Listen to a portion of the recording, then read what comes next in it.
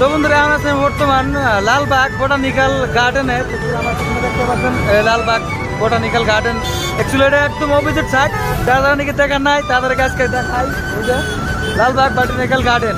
Actually আজকে ভিতরে যাবার পাম না, ভিতরে যাওয়ার সময় নাই। তার মানে এখন আমার একটা জাস্ট কাস্টমার একটা রাইড বুকিং হয়েছে, তো আর আমার রাইডে যাবো আর কি। রাইড নিয়ে যাবো বোন হলে কমপ্লেন হবো আর কি।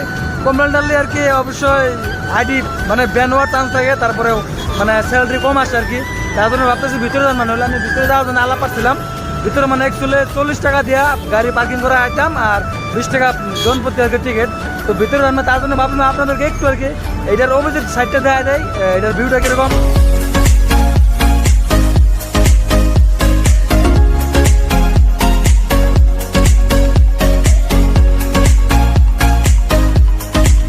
কেমন লাগলো অবশ্যই কমেন্ট করে জানাবেন, আর সবাই ভিডিওটা শেয়ার করে দেবেন, ঠিক আছে।